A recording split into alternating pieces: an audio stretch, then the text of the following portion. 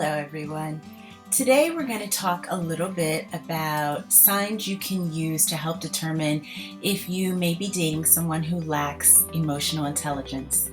But before we get into it, please subscribe to this channel by clicking the subscribe button below. And please make sure to hit the like button. It helps other people find this content that might be in need. Okay, so back to emotional intelligence. One key indicator is the ability to effectively communicate feelings or empathize with others. That's something that you definitely want to be looking for in a partner that has emotional intelligence. So someone could be a great communicator or talker in general, but when it comes to expressing feelings, you get crickets. Like they're unable to express how they feel in general and specifically how they feel about you or the relationship or the partnership. Another sign of someone who might not have emotional intelligence is a pattern of dismissing or minimizing your emotions, making you feel unheard or invalidated in the relationship. So, if you're someone who's really good about expressing yourself, being emotional, being vulnerable, which is something that's very important in a healthy relationship, if your partner makes you feel like they're not hearing your emotions, they're unable to empathize with your emotions, and they minimize them, that is a red flag that you might be dealing with someone who lacks emotional intelligence. Another sign is avoiding conversations that are emotional or, conversations around challenging topics. These are all signs, again, of a lack of emotional intelligence. And why is this so important, you might ask? Well, remember, emotional intelligence is essential for healthy and fulfilling connections. All relationships have difficult conversations.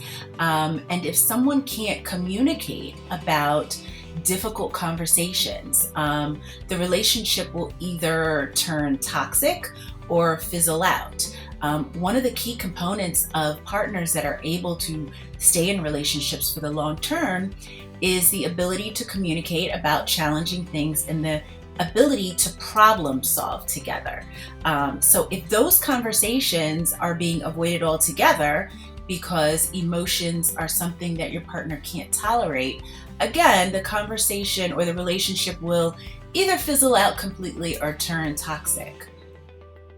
Also remember that emotional intelligence does happen on a continuum. So it's not something where you're all in or you're all out, either you have it or you don't. There's a lot of shades of gray. And in general, we're all, trying to improve ourselves and being on a self-aware journey and a journey of self-growth. So we all are striving for emotional intelligence. And so there are a lot of shades of gray. So, you don't want to, totally kick out a partner because they are struggling in some areas of emotional intelligence. However, you want to see progress and movement towards self-awareness, self-growth, problem solving as a couple, as you both hopefully grow together in your emotional intelligence, and that your relationship as a whole has that connectiveness that only happens through vulnerability and emotional intelligence. However, there are times when someone is so emotionally inept that connecting with them can become dangerous, as they are unable to ride the waves of a relationship, right? Because relationships have waves, they have ups and downs. That's a part of it.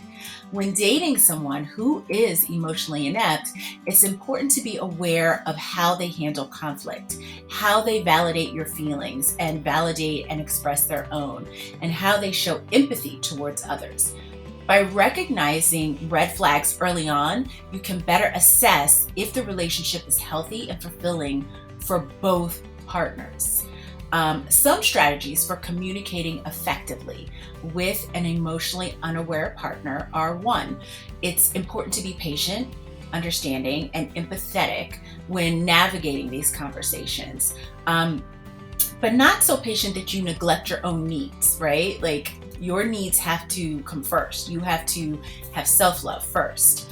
Number two, when you're in a conversation that could be heated or emotional, use I statements rather than you statements. So instead of, you really piss me off when you do ba ba ba ba ba, you might say, I felt really hurt and sad that ba ba ba ba ba. Or I felt unheard when ba ba ba ba ba. Those are just examples.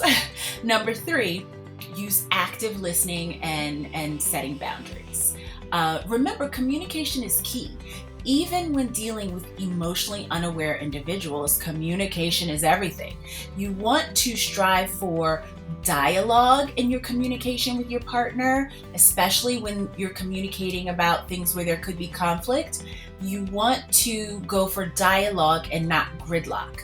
If you get yourselves in a gridlock where there's a power struggle, nothing really comes out of that. Everybody just kind of digs their heels into their own perspective without a coming together and a dialogue and trying to figure out and problem solve for the good of the relationship.